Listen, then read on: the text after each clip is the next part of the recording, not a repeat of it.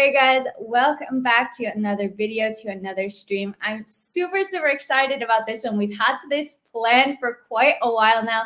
I'm joined by Gianni Buttice. I hope that I said it all right. We were kind of laughing backstage because I was like, how do you pronounce your last name? Gianni, thank you so much for joining me.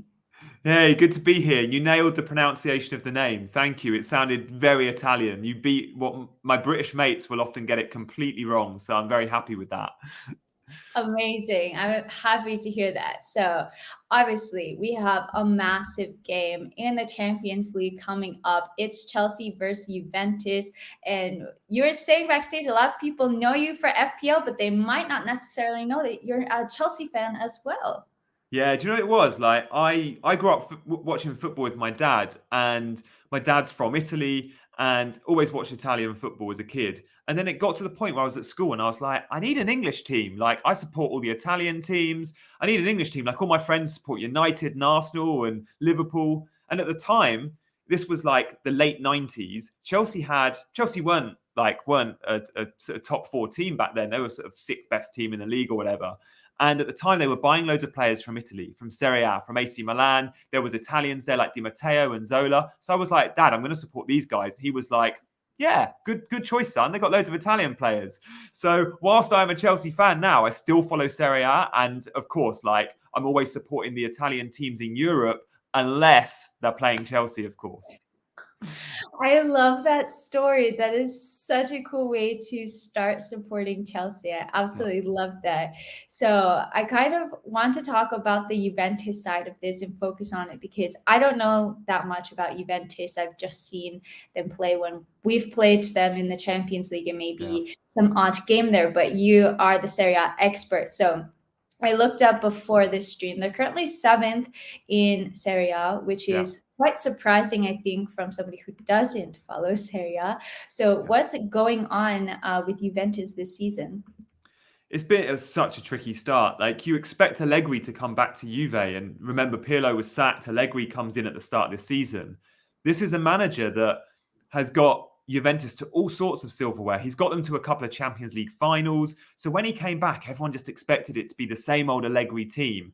But of course, there's been a few years. So some key personnel have gone. There was the whole Ronaldo's leaving thing at the start of the season, and they started the season so poorly. And actually, yes, their performances have started to improve a little bit of late, but then they've still been dropping points against quite easy opposition. Like they lost a couple of weeks ago to Verona.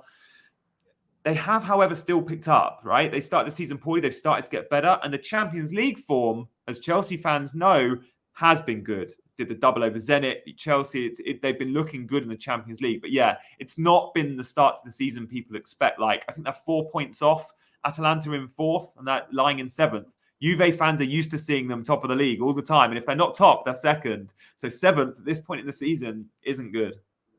Yeah, and that's a really interesting point that you make. They have won all of their Champions League games. So what do you think the reason for that is? That because Chelsea certainly wasn't easy opposition, but do you feel that maybe they're more up for it on those Champions League nights? Why is there a bit of a discrepancy between their Champions League form and their Serie A form? Yeah, it's a strange one. I think they're actually playing better when they play decent sides, right? They just won on Saturday night in Serie A against Lazio. That's a Maurizio Sarri Lazio who play really good football. They looked good against Lazio and they've done well in some tough games, as we saw Chelsea have seen. Zenit St. Petersburg away in Russia. That's a really tough game that they still won. So I think they're just performing well against tough opposition. Against some of the weak teams, they're struggling, as we saw at the start of the Serie A season, but they are rising to the big occasion now. Is that a motivation issue? Is that a players that have been at the Euros for Italy and won all these big games and just think, we can beat these minnows? Maybe it is, but yeah, they are performing in the big games, which is why for Chelsea fans, that's not something you want, right? Because we know come midweek in that Champions League fixture, we're going to see a Juve team that's going to be very strong. Yeah, and I think like the thing that I'm kind of focusing on is that I really want Chelsea to win so that we can hopefully top the table, because there's so many strong teams topping. And we saw last season, even though we topped the table, we ended up playing Atletico Madrid in the rounds of 16. So you're not necessarily guaranteed to have a quote unquote easier side, but it would be nice. I do want to talk about the reverse fixture though, because watching that, I just felt like they really waited for their chance, that Chelsea kind of were attacking, didn't make the most of their chances, and then Yeah. they came out in the second half and boom, they scored immediately, and then they were able to just defend. So what do you think happened in that game? What do you think was the game plan and how they executed it? I didn't see it coming. Like we had seen Juventus really like they were struggling in Serie A, right? So we just thought that game, and Chelsea were on form. We thought Juve have got loads of injuries. Like up front for Juve that day, there was no Morata, there was no Kulusevski, there was no Dybala, who is like meant to be like the Juve player this season. When Ronaldo left, it was like, this has been Ronaldo's team. Well, now we're going to have Dybala's team. So when you saw that I think it was Bernardeschi or Chiesa both rotating in that sort of false nine position, it was like, okay, Juve have got some serious injuries. We're going to do well here. But no, they set up well in a 4-3-3 with no number nine to concentrate. Morata usually leads the line, if not Dybala's up there with him. Neither of those guys, but it worked for them. They packed the midfield. Locatelli was good. Rabiot was good. And it was a solid performance. I think we're going to see a slightly different setup this time. I do expect to see Juve in a 4-4-2, which they've been playing more often than not of late. They played a 4-4-2 in both games against Zenit. If Dybala is fit, I expect Dybala and Morata lead the line. We'll have Chiesa on the right side.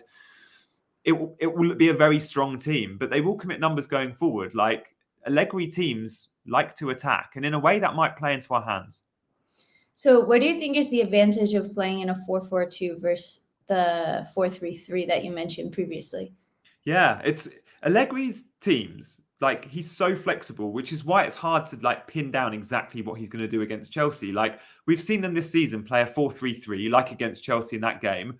In the last month or so, they've mainly set up as a 4-4-2. But then at the weekend against Roma, he played a 3-4-3. So just a very flexible like approach depending on opposition. And this Allegri is a tactician. Is it that he's adjusting formations based on the opposition? Strong possibility, yes. Or is it that he doesn't actually know his best formation yet? Again, possibly.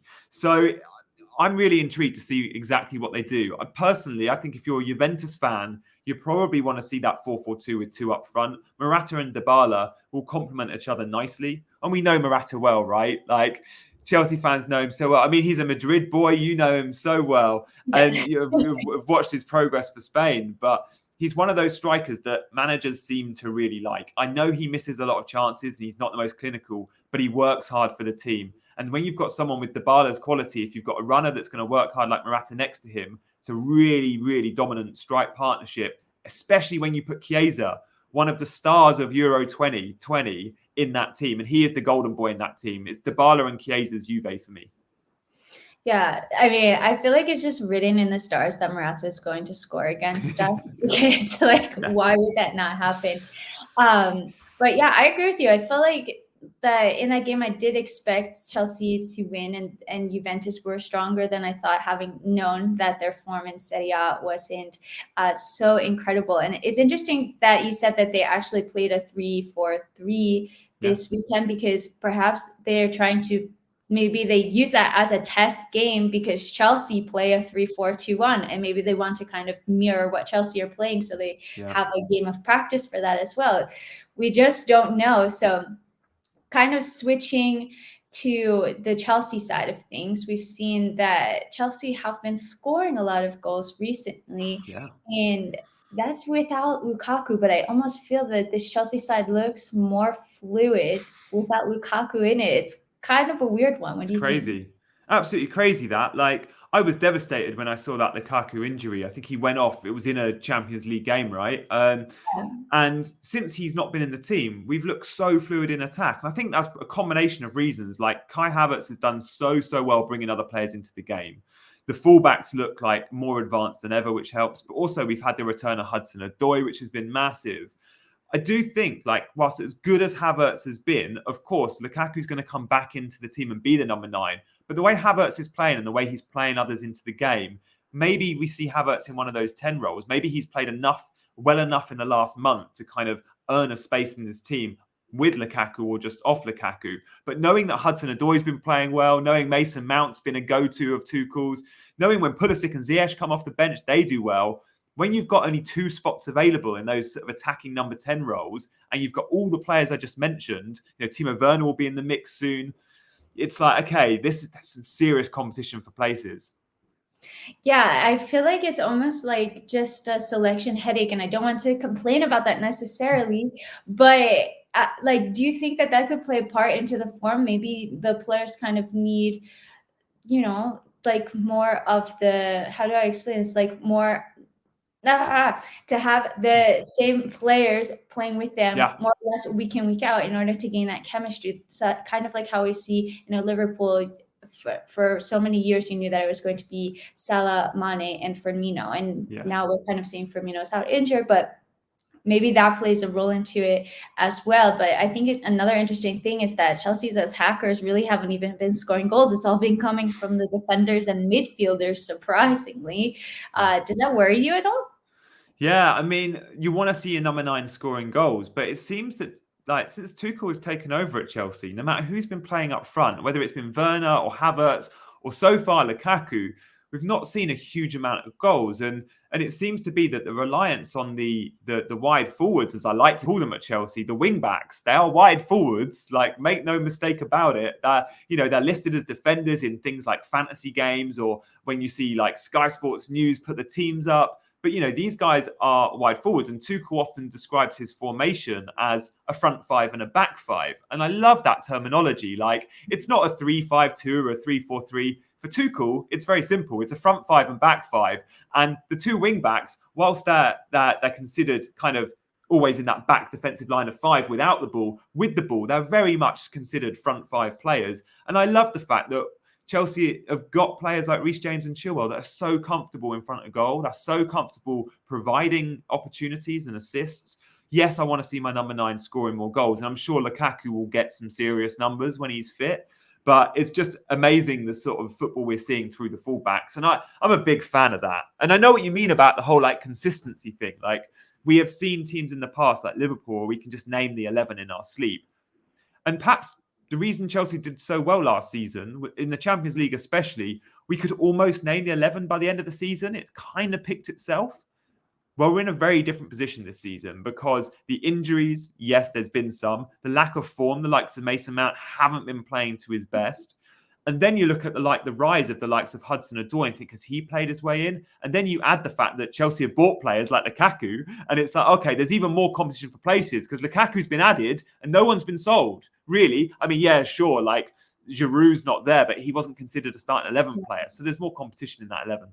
Yeah, no, I mean, it's absolutely insane. I absolutely do not envy Thomas Tuchel for having to make that decision at all. But kind of knowing that, who do you think's the front 3 that we're going to see against Juventus, and what do they need to do in order to kind of take advantage of that? What I consider, at least from what I've seen, the really strong backline from them. Yeah, and it will be like, you got Matthijs de Ligt, who's like one of the best young centre-backs in the world. We know he's done so well at Ajax. Not always amazing at Juventus, but been doing really well of late with Bonucci. That's the centre-back pairing. And then you've got like strong wing-backs or left-back, right-back there, Alexandro or Danilo, if he plays. Cuadrado, who Chelsea fans know, is kind of often the right-back or right wing-back if they play a 5. So it's hard to break down. You've got midfielders like Locatelli or Weston McKennie. They can win balls in the middle. But that front 3, I mean, let's assume that Lukaku's not ready.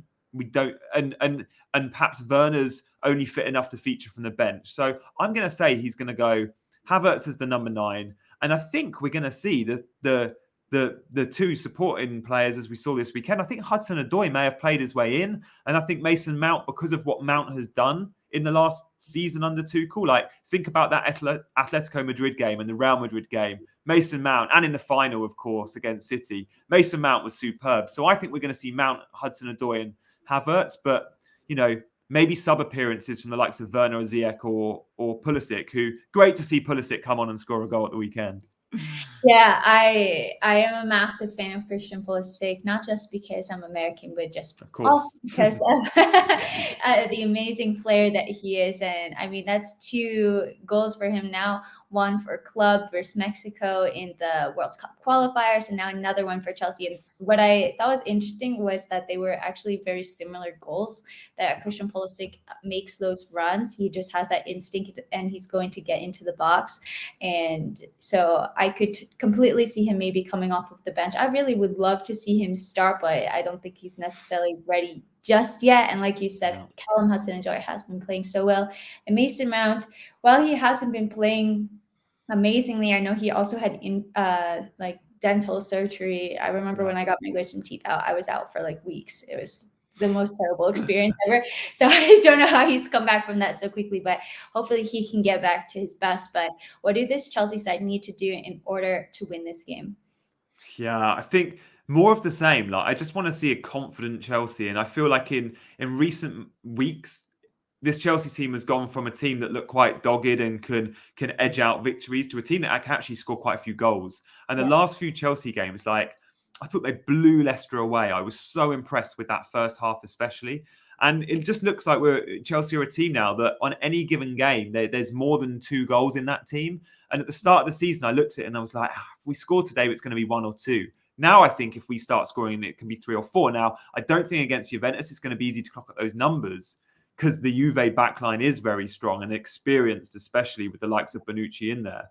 But I just want to see Chelsea have a go and attack, because I do think that if you target this Juventus team and you go hard on them, then there will be mistakes there. Like, Bonucci isn't getting any younger, of course, and if you put him under pressure, if our midfield battle and we have Kante and Jorginho against Locatelli or McKennie, you expect Jorginho and Kante to come out on top. So I just want to see Chelsea have a go. The home advantage could be key as well, right? We know that defeat hurt, but that defeat was in Turin. Very different ball game in Europe when you're playing home games. So I think the home advantage makes Chelsea favourites. Yeah, I really hope so, but I I don't know. I'm always so nervous. Like I don't know why I'm always like, oh, I don't know. Maybe I could see it going either way, but I really want to see a Chelsea win, especially after that defeat. Do you do you think that there's a main specific threat that you can point to that Chelsea will Yeah. definitely need to neutralize? I know you mentioned Morata earlier, Dybala as well, Chiesa. Is Yeah. it what do you think is kind of like more difficult for Chelsea, getting past their defense or trying to neutralize their attack? Yeah, it's a great question. Like, Dybala might not be fit, and in a way, Chelsea fans don't want to see him playing. He didn't play at the weekend. For me, it's all about Chiesa. Like, if he finds his form as he has, we've seen in like the last 6 months, if you include the Euros and the start of the season, he's been Juve's best player. When they look down and out in games, they look to him. He's a kid, right? What is he? 22, 23 years old, but he has become the talisman for this team. And Chiesa is someone that you have to keep a very close eye on, and he can play in multiple positions. So it's really hard to prepare for the game, because we don't know what system Juve are going to play, because they've played 3 or 4 already this season. Juve know exactly how Chelsea are going to set up, right? Maybe the personnel, there's a few question marks, but in terms of the system, it's so predictable. Juve are not easy to read, and because of that, we could see Chiesa playing right or left or down the middle. And then we don't know if we're going to see him in a front 3 or a front 2, or if he's going to be a winger in like a 4-man midfield. So it's very, very hard to judge how we come up and combat players like Chiesa when we don't quite know the system and where they're going to play. But I think Chelsea will, Tuchel is a master tactician, and he will have his A, B, C, and D game plan ready to go depending on how Juve set up. And great thing is, Tuchel will know how Chelsea are going to set up in advance, perhaps by, I don't know, an hour and a half, and he can make those tweaks if he needs to who's marking who and the system. Of course, the 11 won't change, very unlikely, but the way Chelsea play and set up from a defensive point of view perhaps will. I wonder if Azpilicueta gets a nod in this game. I'm really surprised he didn't play at the weekend, because he's been out the team. This is the sort of game you need Azpi, because someone like Chiesa, you want Azpi on him.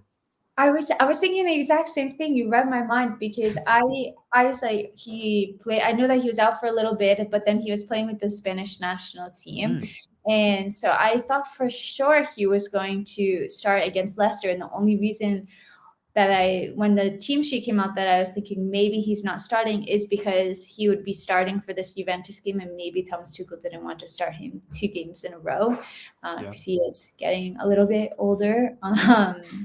I love him. Yeah, I and Thiago Silva, I didn't expect to play against Leicester because again, I was like, thought Thiago that he Silva needs was to be jet ready. Yeah, he lagged. needs to be ready for Juve. But maybe he's looked at Thiago and gone, yeah, I think he can play twice in 4 or 5 days, and therefore Thiago plays Leicester and Juve. But I look at this team and I want Thiago Silva, who has played in Italy against a lot of these players. Remember when he was at AC Milan before PSG, and I want Aspi. I want those two defenders in the team. No, I think you need to have a more senior back line for this game, Yeah, 100%. Especially your captain. I feel like it just brings that next level of like emotion and camaraderie and really pushing you to go and to get the win. So yeah. let's see. Fingers crossed. I do think Aspie is going to start. I think that we can get the win, but what's your score prediction for this match? I'm going to go. I think Juve can score, and Chelsea don't concede many. We know that. I think I can see 2-1 Chelsea. That's what I was thinking as well. That's exactly what Come I was. on. I hope we keep the clean sheet, but I'm being, I'm trying to be a little bit realistic here. I think we will win this game. Going to be a difficult one, Yeah. but I'm very excited for it as well. Back to Juve might play for the draw as well. Like a draw for Juve is a brilliant result because they've beaten Zenit twice, and we know they've beaten Chelsea. So for Juve, a draw puts them in pole position for top of the group. Yeah, that's true. And Chelsea have historically had a difficult time breaking down sides that kind of have sat back and just defended. But like Yeah. you said, maybe they'll get some time on the ball, they'll counter, and we can exploit that space. What do you foresee the game being like? Do you foresee Chelsea having the majority of the ball and Juve just trying to defend and get that draw, or do you see them kind of trying to attack us back a bit? Yeah, I was surprised when we saw the game in Italy, and I can't remember off the top of my head the exact stats for possession, but I feel like Juve dominated the ball, and not many teams do that against Chelsea. Like, there's very few. Like, if you look at the Premier League, well, City probably do when they play Chelsea, but other than that, Chelsea keep ball better than any team pretty much in the league, and against Juve, I'd expect them to do the same, especially at home. So I'm hoping it's Chelsea that are dictating this play. And when you've got Jorginho and Kante on form, there is no reason why we shouldn't be dominating the ball, especially at home. So I do think Chelsea probably have the lion's share of possession. I hope they produce more chances. I just wonder with if the Dybala plays and Chiesa's on form, these guys don't need many chances to score a goal. Morata, maybe he does. Sure, we know that, but you don't want to give Dybala and Chiesa chances because that's so clinical. So yeah, it's going to be a tight one. It's going to be super tight. Yeah, I think Chelsea as well. We've seen that, they had 3 disallowed against Leicester, hit the bar as well, and then obviously scored 3, but we need to be clinical and make sure to stay on side and just take our chances. So, yeah, I feel like the game's tomorrow because normally I do a preview the day before the match and it's Sunday. So I'm totally messed up right now. I'm like, no, I have another day to wait. Oh, damn. But Gianni, thank you so much for joining. Your insight was truly stupendous. I thoroughly enjoyed it. Thank you so much.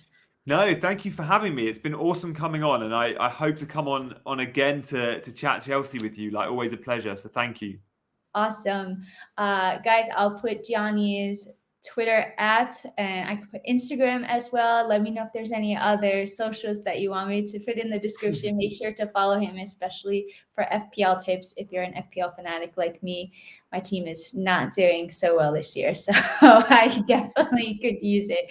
I hope you guys enjoyed this stream. If you did, drop it a like, subscribe to my channel, turn on notifications, all that stuff. And yeah, I hope that you guys enjoy the game and let's go Chelsea. Hopefully we can get a win. Thanks so much for watching. And until next time, I'm out.